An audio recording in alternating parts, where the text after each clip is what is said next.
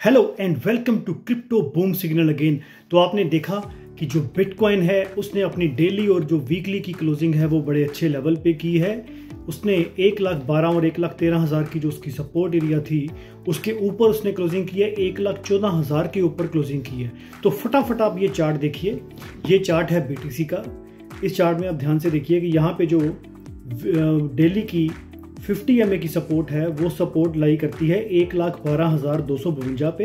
हालांकि EMA की जो सपोर्ट है वो 1,13,000 समथिंग के ऊपर है, पर बिटकॉइन ने अपनी जो क्लोजिंग दी है वो 1,14,200 के ऊपर दी है।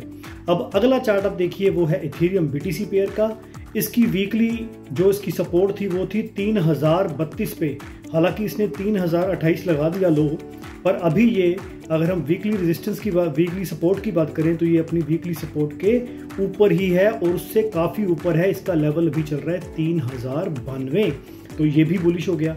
अब तीसरा जो आ गया BTC की डोमिनेंस, ये चल रही है 62 के ऊपर, 62.15 यानी कि 62.15 के ऊपर इसकी रेजिस्टेंस है, वहाँ से ये नीचे चल रही है। तो अब हमने करना क्या है, हमने अब ये देखना है कि जो बिटकॉइन है वो आने वाले दिनों में अपनी 1,14,000 की सपोर्ट को बरकरार रखे।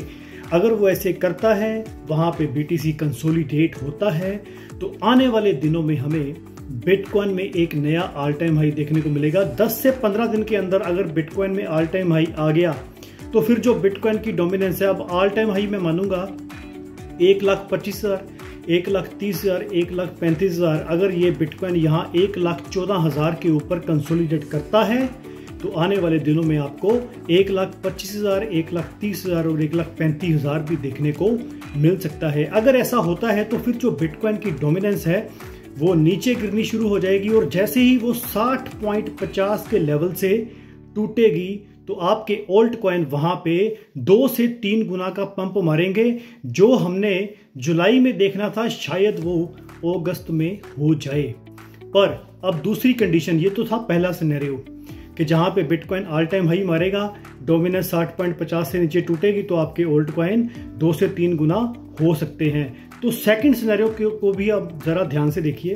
सेकंड सिनेरियो ये है कि अगर बिटकॉइन 1,14,000 का लेवल वो आगे इसके क्रॉस नहीं कर पाता और आने वाले दिनों में 10-15 दिनों के अंदर अंदर वो 1,14,000 से नीचे ही रहता है, तो फिर मैंने आपको बोला था कि सितंबर में क्रैश आएगा, तो फिर जो बिटकॉइन है वो 90,000 भी लगा सकता है सितंबर महीने में, जहां पे 50 वीकली MA है, जहां पे इसके जाने के चांस तब बढ़ जाएंगे अगर आने वाले 10-15 दिनों में ये 1,14,000 के नीचे ही रहता है। तो मैंने आपको ये 2 सिनेरियो बता दिए हैं। अब अगले दिनों में क्या होता है उसका अपडेट मैं नेक्स्ट लेके आऊंगा। रेगुलर अपडेट के लिए आप मेरे टेलीग्राम को फॉलो कीजिए। Thank you very much. Boom boom.